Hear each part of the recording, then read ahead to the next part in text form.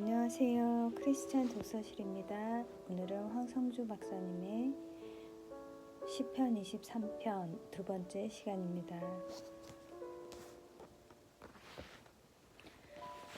정상적인 방법으로 채워라. 모든 욕구가 다 중요하지만 행복을 좌우하는 결정적인 요소는 사랑과 인정이다.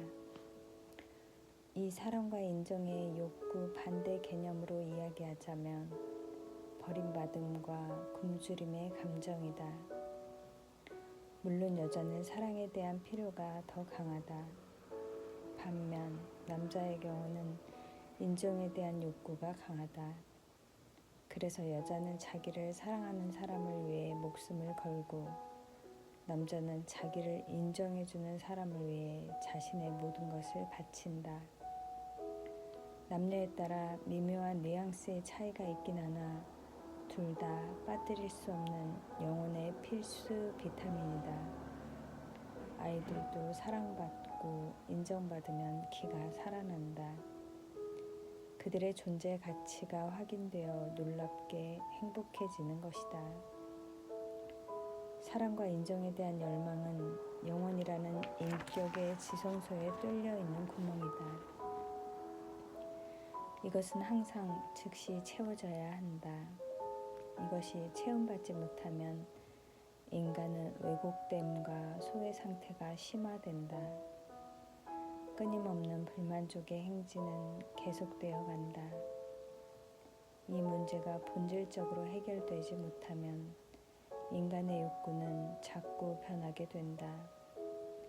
그래서 매일매일 새로운 것을 요구한다. 인간의 어떤 탁월한 해결책도 그 변화무쌍한 욕구를 다 채워줄 수 없다.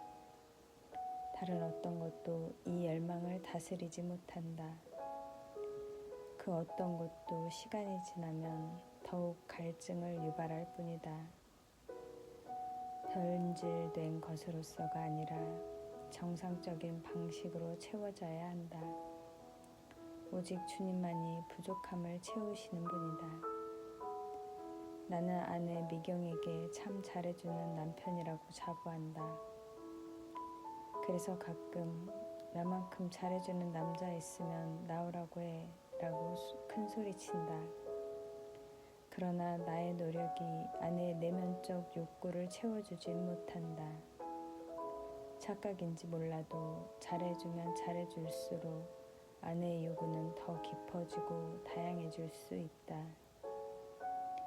그래서 나 자신에게 또 아내에게 실망할 때가 많았다.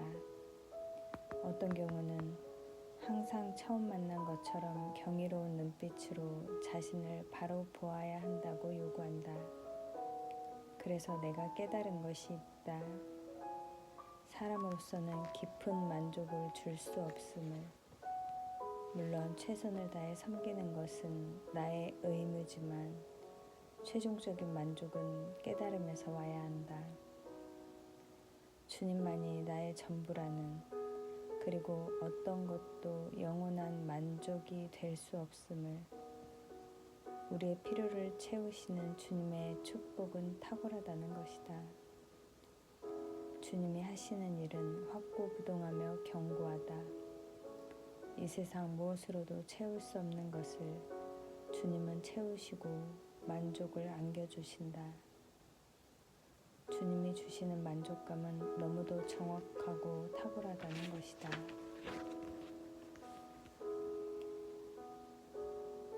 인식의 변화가 행복을 만들어낸다. 행복을 원한다면 십자가를 바라보라. 먼저 십자가를 통해 나타난 하나님의 사랑을 인식하고 체험해야 한다. 오직 주님만이 사랑과 인정에 대한 목마름을 채울 수 있다. 인간 내면 깊숙이 있는 버림받음의 감정과 굶주림의 정서를 잠재울 수 있다. 주님이 나를 사랑하시고 인정하신다는 사실을 아는 자만이 영혼 깊숙이 있는 전인격적 필요가 채워진다. 놀라운 사실은 이 필요가 이미 채워졌다는 사실이다. 하나님께서 일방적으로 예수 그리스도의 십자가를 통해 그 필요를 단번에 영원히 채워버린 것이다. 아, 이미 채워졌다. 현재도 채워지고 있고 앞으로 계속 채워질 것이다. 이 부분에서 어둠의 세력이 우리를 혼란스럽게 한다. 이 필요가 채워지지 않았다고 계속 속삭이는 것이다. 그래서 계속해서 필요 아닌 필요를 만들어낸다. 수없이 반복되는 사소한 사건들, 문제 속에 파묻혀서 질식하게 만든다. 문제는 문제를 낳는다. 실제와 감정을 혼돈하게 만든다. 이미 채워진 것은 사실이고 실제의 영역이다.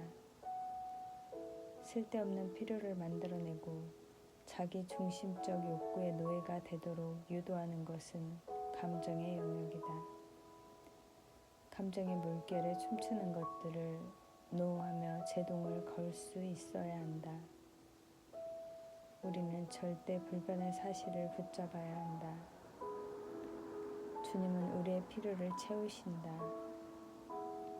모든 수단을 통해 우리를 감격시키시는 분은 주님이시다.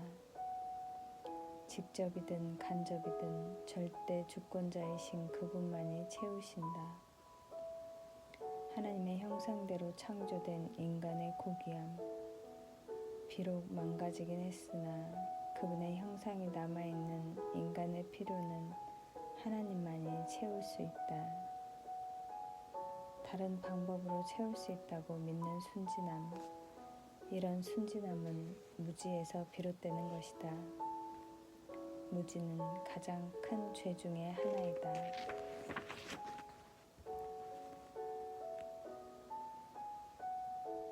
주님이 우리의 필요를 채우시는 데에는 순서가 있다.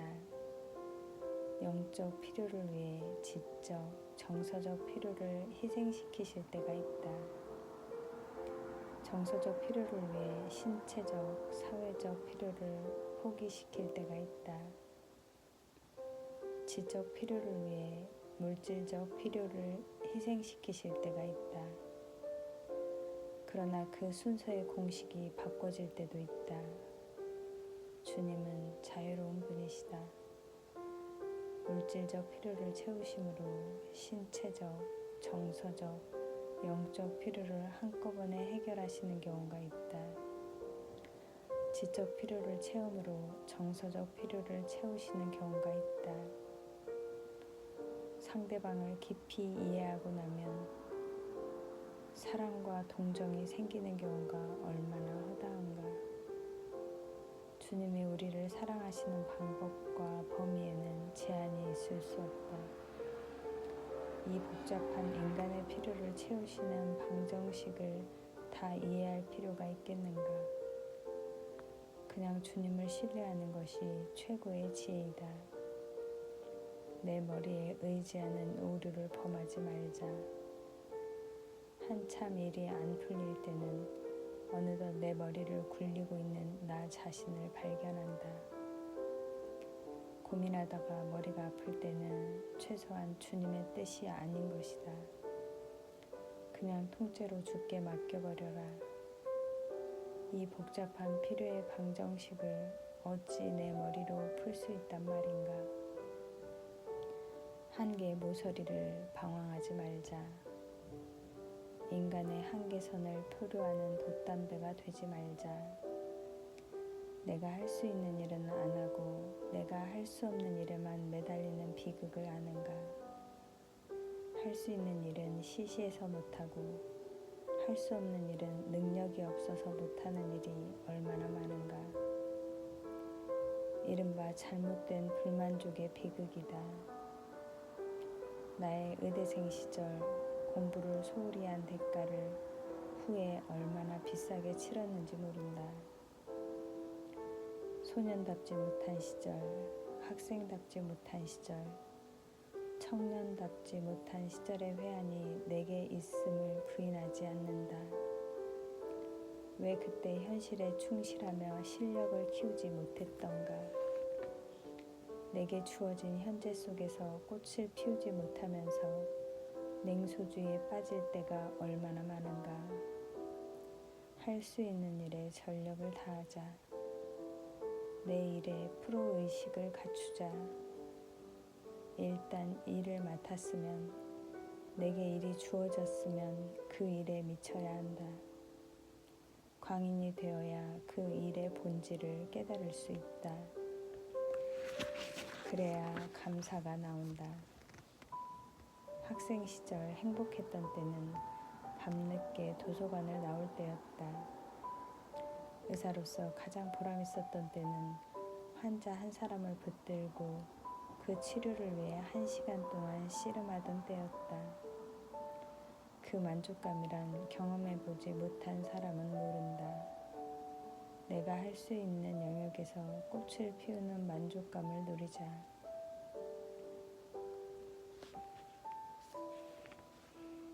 에리가 중3 때 일이다. 한 번은 주일이었는데 울산에서 저녁 집회가 있었다. 그 교회 담임이신 정근두 목사님 댁에서 하루를 묵었는데 새벽 시간에 이상하게 기도가 하고 싶어졌다. 그래서 새벽 기도에 나가 복음 사역과 가족들을 위해 간절히 기도했다. 그런데 그날 아내로부터 날아온 소식은 외동딸인 에리가 가출했다는 것이었다. 에리는 중1 때 1년간 영국에 다녀온 이후 학교 적응이 안 되고 계속 곁길로 맴돌았다.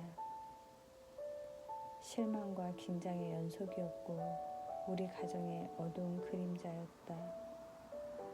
가출 소식을 듣는 순간 더 큰 실망과 슬픔의 감정을 배제할 수 없었다. 그러나 간절히 주님께 기도하고 맡김으로 깊은 평강을 맛볼 수 있었다. 안타까운 상황임에는 틀림이 없었다. 그러나 시간이 갈수록 슬픔 속에 기대감이 싹 트오르는 것을 느꼈다. 절망적인 슬픔이 아닌 생산적인 슬픔으로 점점 변해가는 것이었다. 에리에 대해서 선한 계획을 가지신 주님을 신뢰함으로 주님과 깊은 대화를 나눌 수 있었다. 그 대화 속엔 아버지로서의 연약함과 부족함, 상한 심령과 애통하는 마음이 들어있었다. 또한 청소년 사역에 대한 간절한 열망이 싹 트올랐다.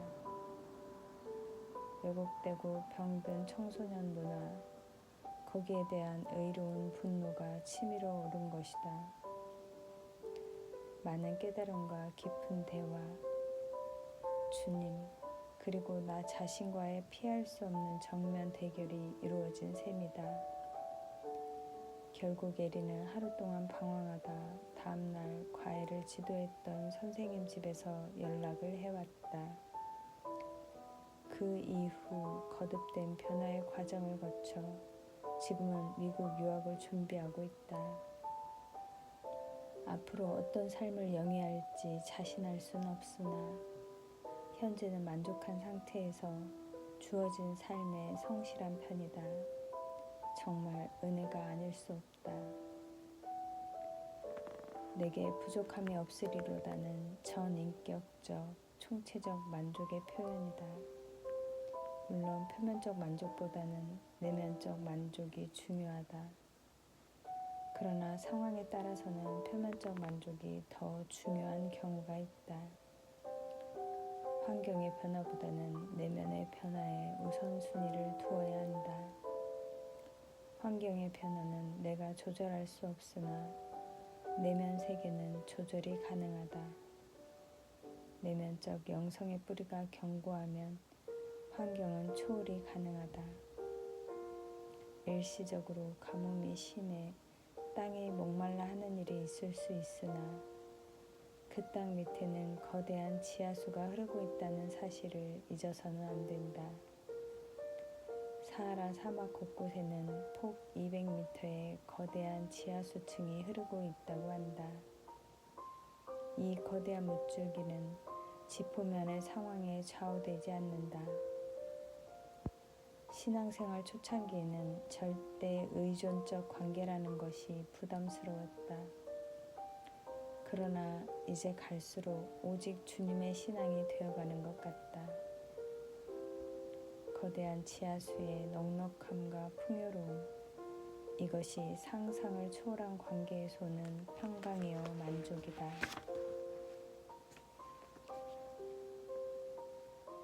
그가 나를 푸른 초장에 놓이시며 쉴만한 물가로 인도하시는도다. 그분은 우리의 전 인격을 소중하게 여기신다. 그분은 아무데나 눕게 하지 않으시고 심미적인 요소까지 섬세하게 배려하신다. 우리의 감성을 중시하신다. 푸른 초장에 놓이신다. 그리고 쉴만한 물가로 인도하신다. 10년 전 스위스에 처음 갔을 때의 일이다. 독일에서 출발하여 우리가 밤중에 도착한 곳은 판이라는 산골이었다. 에베네셀이라는 산장에 여장을 풀고 아침에 일어나 보니 온 세계가 다 푸르름으로 덮여있는 것이 아닌가. 온 산에 덮여있는 녹색 잔디와 푸른 하늘과 푸르름의 호수들. 같이 갔던 장로님은 푸르름에 반해 울음을 터뜨렸다고 한다. 거기야말로 목가적 풍경의 진수를 맛볼 수 있는 시편 저편의 무대였다. 안식이란 신체적인 것만은 아니다. 오히려 영적, 정서적 측면이 우리에게 더욱 절실한 것인지 모른다. 휴식과 안식의 생산성. 적절한 휴식은 생산성 향상의 지름길이다. 휴식의 의미를 아는 자들은 실패의 확률이 지극히 낮다. 자신을 몰아붙이는 사람치고 행복한 사람이 드물다.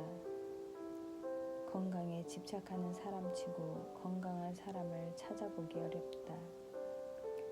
급성장한 기업치고 망하지 않는 기업이 있는가? 운동에 있어서도 마찬가지다. 운동을 매일 하는 것은 건강관리에 있어서 최악의 방식이다. 운동선수가 가장 수명이 짧은 것은 이 때문이다. 적당히 하면 약이지만 과하면 독이 된다.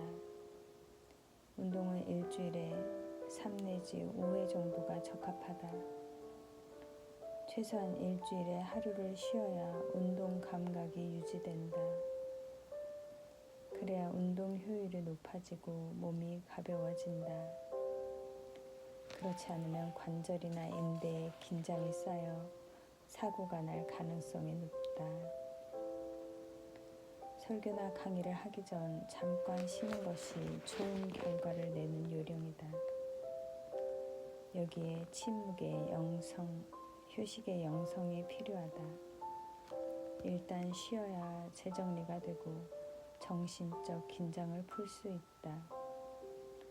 꽉 채워진 의식 구조에서 영적 풍요로움을 누리기 어렵다. 말씀을 증거할 땐 일단 성령이 역사할 정서적 공간이 필요하다. 완벽하게 준비된 설교일수록 은혜스러운 반응을 유발하지 못하는 것이 이 때문이다. 그래서 나는 설교 전에 기도하는 것과 쉬는 것의 비중을 동일하게 둔다. 5분 정도 잠시 누워있다가 마음을 정리하고 긴장을 푸는 것이 좋은 메시지의 원동력이 된다. 안식의 조건은 인간의 한계를 철저히 인정하는 것이다. 한계를 인정할 때부터 인간은 관리를 시작한다. 제 마음대로 해도 일이 되어질 때는 관리하지 않는다. 그런 의미에서 관리를 하지 않고 방임하거나 주먹구구식으로 일을 처리하는 것은 창조 질서의 위반이다. 하나님은 우리에게 세상을 다스리고 정복하라는 문화 명령을 주셨는데 다스림의 대상 제1호는 자기 자신이다. 자기 관리를 안 한 것은 중죄에 해당한다. 그것은 피조물로서의 한계를 인정하지 않는 교만죄이다. 자기 관리의 기본 원칙은 사람이 무엇으로 심든지 그대로 거두리라는 성경 말씀이다. 관리하지 않고 기도만 하는 죄를 범치 말라. 심은 대로 거둔다. 건강에 씨앗을 심으면 건강을 거둔다. 질병에 씨앗을 뿌리면 질병을 거둔다. 관리하면서 기도하는 것이 주님을 인정하는 것이다. 주님은 자신을 관리할 줄 아는 자에게 세계를 맡기신다. 자기 관리는 철저하게 현실적이 될 때에만 가능하다. 현실을 정확하게 보는 통찰력이 있어야 안식을 누릴 수 있는 법이다. 마진의 방정식. 스트레스 관리의 비결 중에 하나는 인격적 여유를 확보하는 길이다. 인격적 여유는 나의 능력에서 내게 부과된 짐을 뺀 것이다. 역량보다 짐이 많으면 반드시 무너지게 되어 있다. 마진을 확보하려면 짐을 줄이거나 파워를 높여야 한다. 저수지의 원리를 생각해보라. 저수지의 역할은 물을 내보내는 것이다. 그런데 반드시 저수지는 자신을 채운 다음 물을 내보내게 되어 있다. 자신을 채우지 않고 계속 내보내면 결국 고갈 상태가 되고 존재의 의의를 상실하게 된다. 인격적 영역에서도 마찬가지다. 마진을 확보하지 않으면 결국 탈진 상태에 빠지게 된다. 마진을 확보하라. 인격의 여백을 확보하라. 여유가 있는 사람은 서두르지 않는다. 마진을 충분히 확보한 사람은 웬만한 스트레스에는 끄떡도 하지 않는다. 여유 있는 사람은 지속성과 일관성을 유지할 수 있다. 그래서 주님은 여유를 확보한 만큼 중요한 일을 맡기신다. 재작년 여름의 일이다.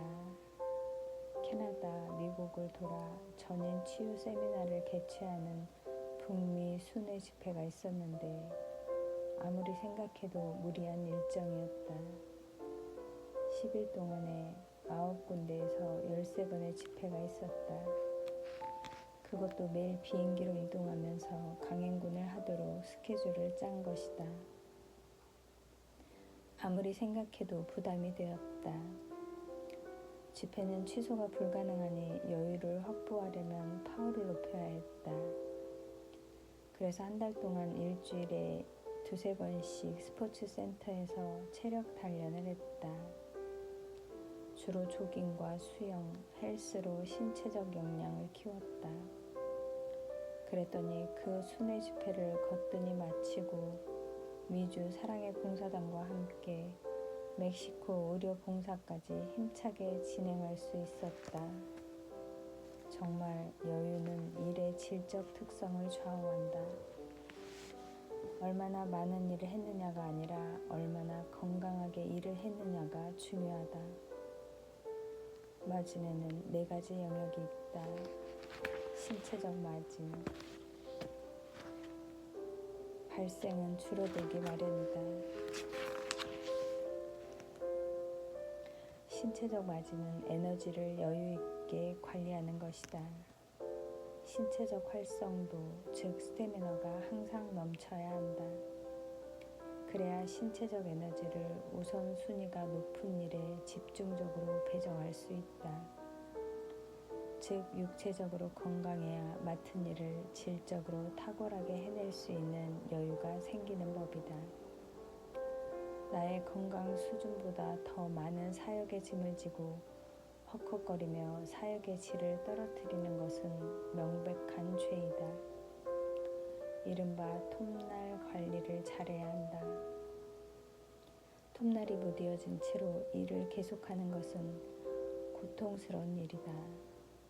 효율은 떨어지는데 시간과 에너지가 더 많이 들어가고 스트레스는 더욱 높아진다. 이럴 때는 모든 일을 멈추고 톱날부터 갈아야 한다. 정말 영적 분별력과 결단력이 절실하게 필요한 시점이다. 정서적 맞이는 감동과 사랑을 많이 받아 충분한 감성적 능력을 유지하는 것이다. 신경질이 나고 상처를 잘 받는 이유는 정서적 여유가 없기 때문이다. 이른바 사랑을 받는 것보다 주는 것이 많을 때 생기는 정서적 탈진 상태를 의미한다. 즉, 주는 만큼 충분히 항상 받고 있어야 정서적 여유가 확보된다. 감동을 많이 받고 감사할 조건이 많을수록 풍요로운 감성을 유지할 수 있게 된다. 영적 지도자나 유명 인사들 가운데 도덕적으로 침몰하는 경우가 많은 이유는 받지 않고 주기만 하기 때문이다.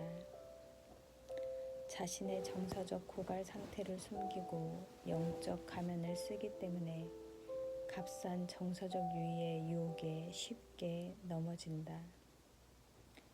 내게 정서적 여유가 있어야 질적으로 사랑하고 섬길 수 있고 나의 모든 역량을 아름답게 보존할 수 있다.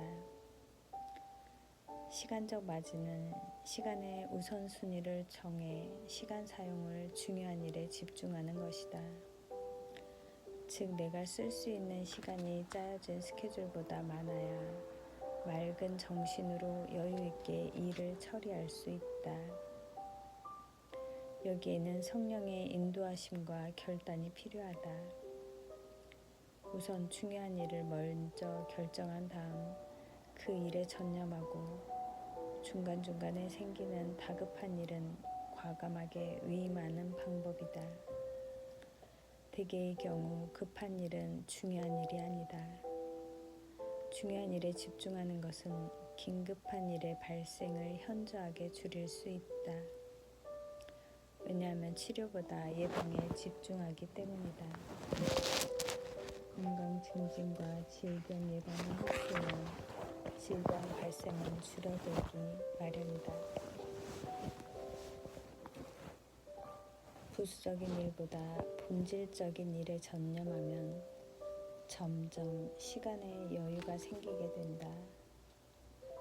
더욱 중요한 사실은 꽉 짜여진 스케줄로 프로그래밍된 삶에서는 성령의 인도함을 받을 여유가 생기지 않는다는 것이다.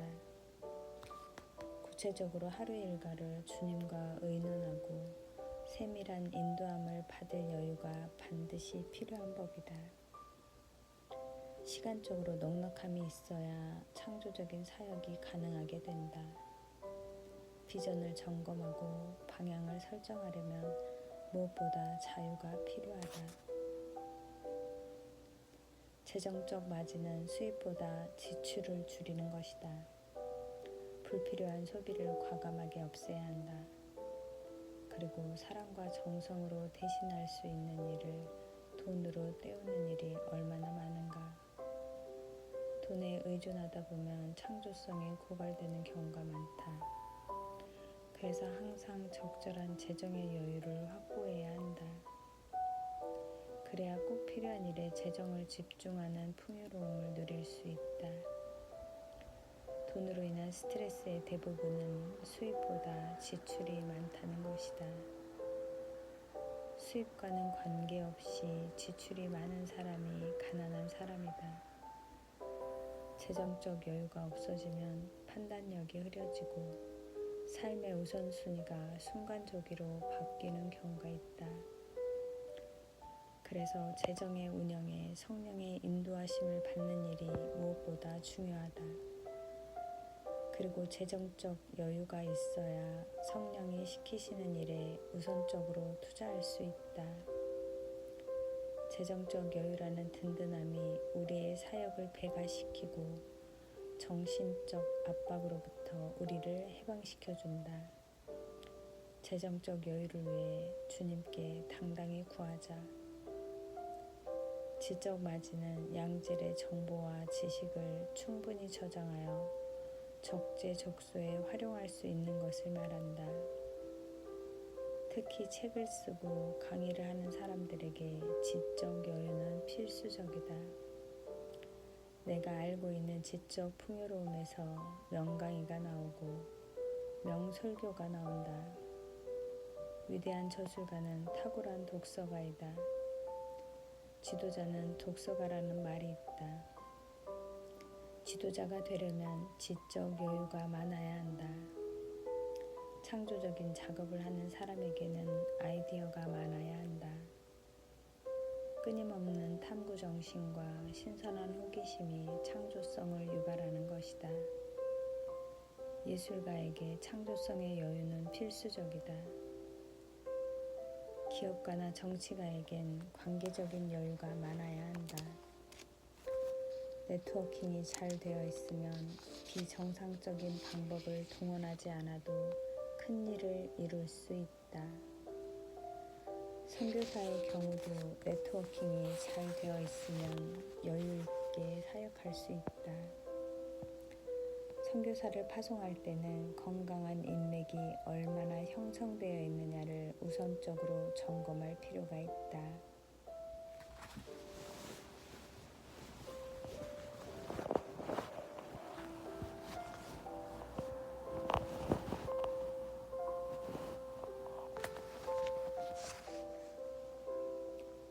불균형 현상.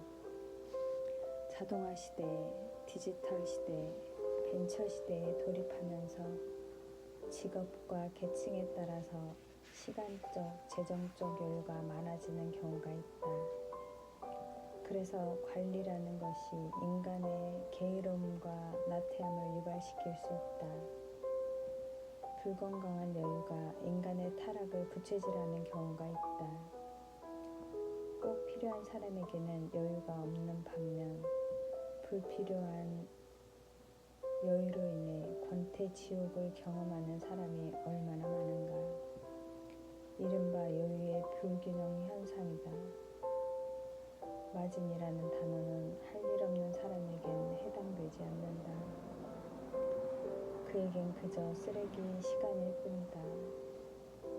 마진은 사명자의 것이요 비전을 향해 돌진하는 자에게 필요한 것이다. 즉 여유는 바빠서 시간을 낼 수 없는 자가 싸워서 쟁취해야 할 것이다. 즉 외적으로는 가장 바쁜 사람이 내면으로 누려야 할 그것이다. 현대적 삶의 속성상 총체적 마진을 확보하는 것은 건강한 인격을 유지하고 질적인 삶을 사는 데 필수 불가결의 요소이다.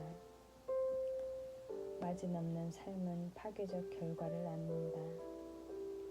과로사와 단순 과로는 대개 종이 한 장 차이인 경우가 많다. 이래서는 안 되는데 좀 쉬어야 하는데 하다가 쓰러지는 경우가 많다. 그 순간 멈추면 산다. 그 순간 휴식을 취하면 회복이 된다. 과로사는 잠깐 쉬지 못해서 아주 쉬어버리는 현상이다.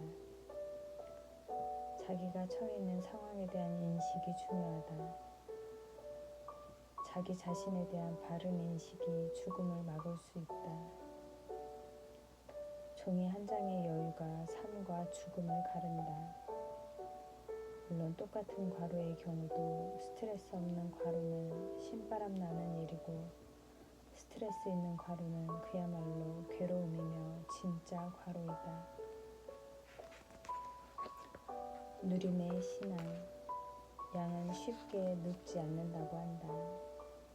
즉 확실한 만족감이 있어야 눕는다. 안전 보장이 확보될 때에만 안식을 취하는 것이다. 양이 직면하는 두려움, 갈등과 싸움, 팔이나 해충의 공격, 배고픔이 안식을 방해하는 것이다. 완전한 자유로움이 보장되어야 푸른 초장에 눕는 양. 인간이 인간에게 완전한 자유는 그리스도 안에서만 가능하다. 인간에게 확실한 안전 보장은 그리스도 안에서만 이루어진다. 우리에겐 외적인 환경보다 내면의 무질서에 의해 안식이 침식당하는 경우가 많다. 완벽주의에 의해 안식과 누림이 파괴되는 경우가 얼마나 많은가. 내가 모든 것을 이루어야 한다는 강박관념, 쫓기는 삶, 자아의 쇠사슬에 의해 자기도 모르게 불신앙의 늪에 내던져지고 만다. 누림없는 삶의 비참함은 경험해본 사람만이 안다. 이 누림없는 삶으로 인해 결국 주님과 전혀 관계없는 이름뿐인 신자, 실천적 무신론자로 떨어지는 불행이 허다하다. 쉬는 것도 주님의 일입니다. 과로로 인한 병으로 1년 동안 안식년을 가질 수밖에 없었던 목사님이 동료 사역자들에게 권면했다는 말이다. 내가 혼자 다 하면 주님이 할 일이 없어진다. 모든 일에는 주님이 마무리하고 많은 도역자들이 참여할 수 있는 공간이 있어야 한다. 휴식 스케줄을 먼저 잡아라. 그리고 마음껏 일에 몰두하라.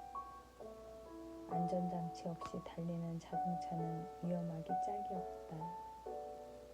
리더십의 본질은 잘 쉬는 것이다. 쉰다는 것은 죄악이 아니다. 우리의 연약함과 한계를 인정하는 것이 곧 영성의 약화를 의미하지는 않는다. 연약함의 영성을 아는가? 무력함의 영성을 아는가? 나는 대학 시절부터 몸이 약했다. 그래서 공격적 건강법이 아닌 방어적 건강학을 체험적으로 습득할 수 있었다. 약질이 장수한다. 당뇨병을 가진 분들이 오래 산다. 적절하게 식이요법과 운동을 실천하기 때문이다. 그래서 나는 토막잠, 낮잠을 개발했고 온냉 교대법을 활성화시켰다. 그래서 지금은 시간이 갈수록 건강해지는 것을 느낀다. 이처럼 연약함은 놀라운 변신을 한다. 인류 역사는 연약함을 통해 위대해진 사람들의 역사이다. 잘 생각해보면 연약함, 약점, 무력함, 불리한 환경도 안식이다. 그리고 그 안식에서 위대한 능력이 배양된다. 이 세상의 가장 위대한 일들은 가장 병약하고 연약한 사람들을 통해 이루어졌다. 미우라 아야코의 유명한 독백을 생각해보자. 아프지 않으면 드리지 못할 기도가 없다. 아프지 않으면 믿지 못할 기적이 있다. 아프지 않으면 접근하지 못할 성소가 있다. 아프지 않으면 뵙지 못할 성안이 있다. 아프지 않으면 나는 인간일 수조차 없다. 내가 치료하던 암 환자 중에 시간이 지날수록 암에 걸린 것을 감격해하는 분들이 있다. 오 주님 감사합니다. 암에 안 걸렸더라면 이 은혜를 깨달았을까요? 암과 더불어 거룩해진 사람들과 더불어 하루를 산다. 안식의 궁극적 의미는 영적 건강이다. 최고의 맞이는 영적 건강에서 산출된다. 주님 안에 거하면 어쩐지 힘이 생기고 짐이 줄어든다. 참 신기한 일이다. 주님을 깊이 알아야 진짜 안식을 누릴 수 있다. 주님과의 관계 속에서 주님이 가진 평강을 누리는 것이 안식의 본질이다. 어거스틴의 고백을 아는가? 오 주님, 주님께서 주님을 위하여 우리를 지으셨으니 우리 영혼이 주님 안에서 안식을 찾을 때까지 우리에게 쉼이 없었나이다. 우리의 최종적 목적지는 주님의 품 안이다. 영원한 안식은 현재 내가 누리는 안식의 연속성상에 있다. 주님은 우리를 안식으로 초대하신다. 수고하고 무거운 짐진 자들아 다 내게로 오라. 내가 너희를 쉬게 하리라. 나는 마음이 온유하고 겸손하니 나의 멍에를 메고 내게 배우라. 그러면 너희 마음이 쉼을 얻으리니 이는 내 멍에는 쉽고 내 짐은 가벼움이라. 그가 인도하신다. 주님은 우리를 몰아붙이시는 폭군이 아니시다. 나는 주님은 우리를 인도하시고 사탄은 우리를 몰아붙인다라는 경험을 좋아한다. 우리에게 적절한 휴식과 안식이 필요하다는 사실을 누구보다도 잘 아시는 주님, 그분이 우리를 인도하신다. 그분이 우리를 푸른 초장으로 쉴만한 물가로 인도하신다. 그분이 우리를 인도하심은 충동적이 아니라 오랫동안 디자인된 것이다. 목양의 필수 불가결한 모든 요소 가운데로 인도하신다. 윤택하고 기름진 초장으로 마음껏 마실 수 있는 맑은 물가로 풍성한 꿀을 먹이는 것은 목장 관리의 핵심이다.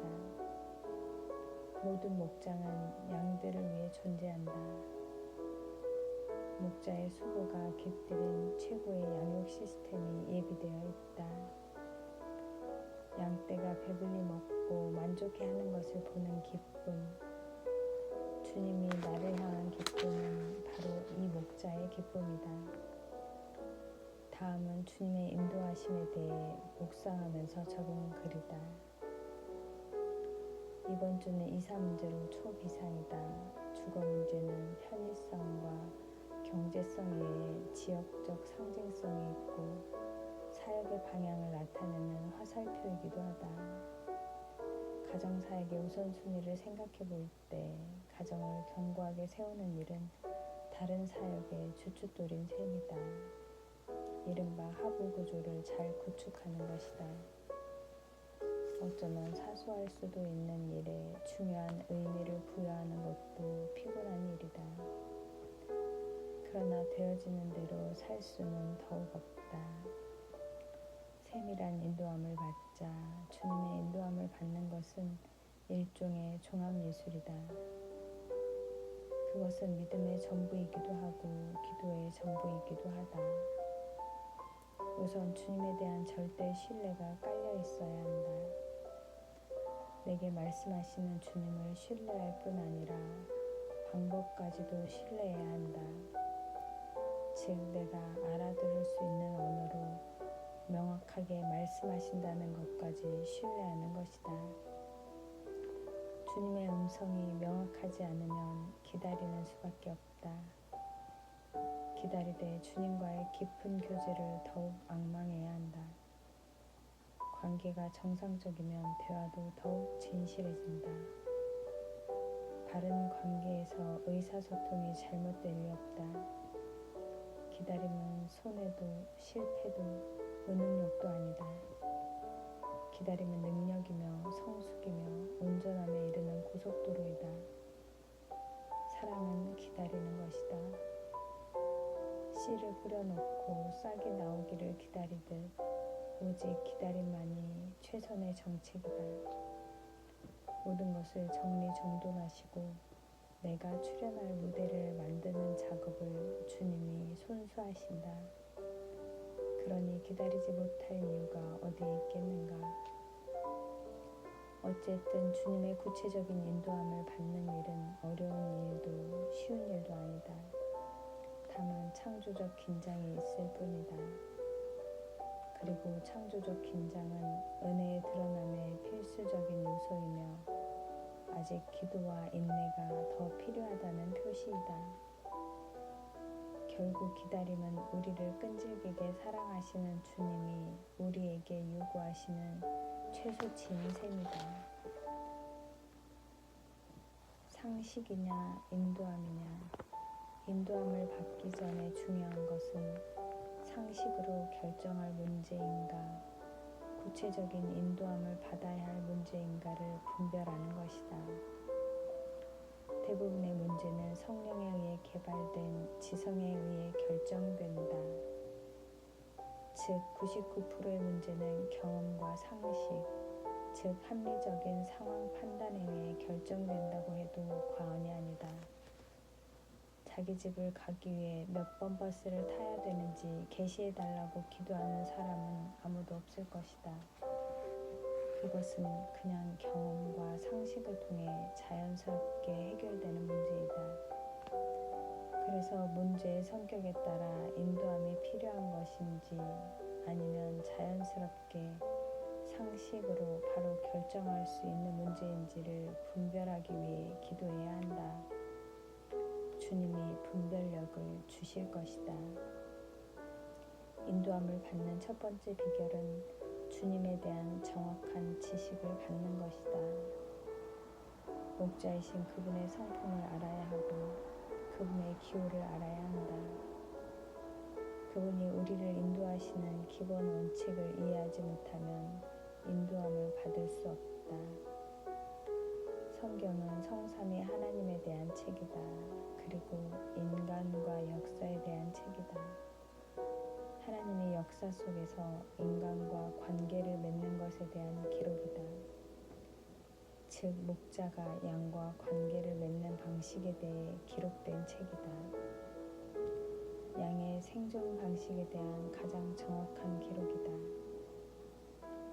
양의 존재 양식에 대해 기록된 책이다. 그래서 말씀을 듣고 깨닫고 묵상하고 암송하며 실천하는 삶이 무엇보다 중요하다. 한 절 한 절도 중요하지만 말씀 전체의 맥을 알고 거기에서 원리를 찾아내는 것이 더욱 중요하다. 그래서 양은 목자에 대해 기록된 말씀을 체계적으로 공부하는 것을 사모해야 한다. 인도하심을 받는 두 번째 비결은 친밀한 관계를 유지하는 것이다. 그렇다. 관계가 깊어져야 음성이 들리기 시작한다. 나는 한때 주님의 음성을 듣는 것을 신비주의자로 알았다. 그런데 성경에 나와 있는 주님이 우리를 인도하신다. 너의 길을 지도하신다. 너를 지목하여 훈계하리로다 라는 말씀이 개념적이 아닌 실제적인 것임을 깨닫고 나서 패러다임이 바뀌기 시작했다. 더욱이 요한복음 강해를 하면서 내 양은 내 음성을 들으며 라는 부분에서 완전히 항복하고 말았다. 왜 주님의 음성을 못 듣는가? 내 생각과 계획으로 머릿속이 꽉 차 있기 때문이다.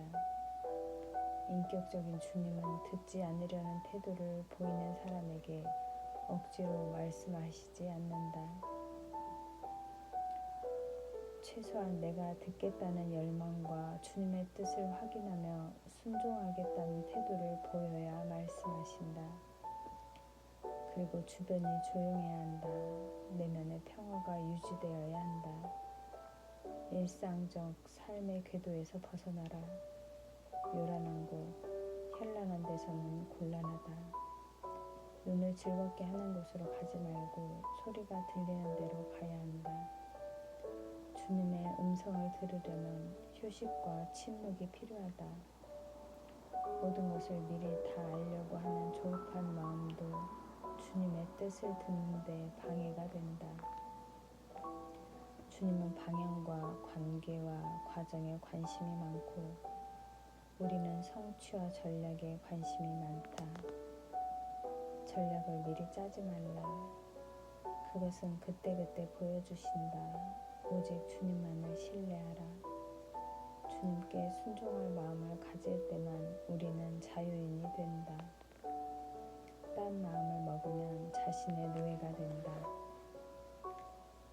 인도함을 확인하는 세 번째 비결은 성숙한 그리스도인들의 자문을 받는 것이다.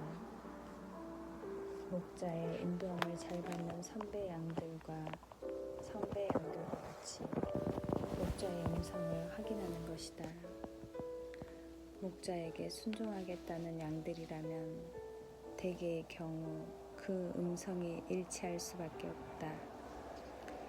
제3의 의견을 조작해서는 안 된다. 자신의 입장에 동의할 만한 미성숙한 그리스도인들을 찾아가서 의견을 구하는 일이 있어서는 안 된다. 나보다 더 성숙한 사람들을 찾아가라. 그리고 빠른 해답을 기대하지 말라. 같이 목자의 음성을 들어라. 같이 기도하면서 주님의 응답의 일치를 구하라. 같은 성령께서 같은 마음을 주실 것이다. 마지막으로 환경적인 인도하심을 구해야 한다. 아무리 앞에 세 가지가 다 일치해도 환경적인 인도가 없으면 기다리라는 신호이다. 끝까지 기도하면서 응답을 기다리라. 인내를 온전히 이루라. 앞서가지 말라. 물론 환경에 의해 끌려가는 것은 바람직하지 않다. 경우에 따라서는 환경을 변화시켜야 할 때도 있다. 그러나 그때는 환경을 변화시킬 수 있는 능력을 아울러 주신다. 주님은 우리를 인도하신다. 확실히 인도하신다. 그 인도하시는 방법까지 절대적으로 신뢰하라. 마진을 충분히 확보하라. 주님의 뜻을 기다리는 여유와 자신감을 가져라. 성령보다 기도보다 앞서지 말라.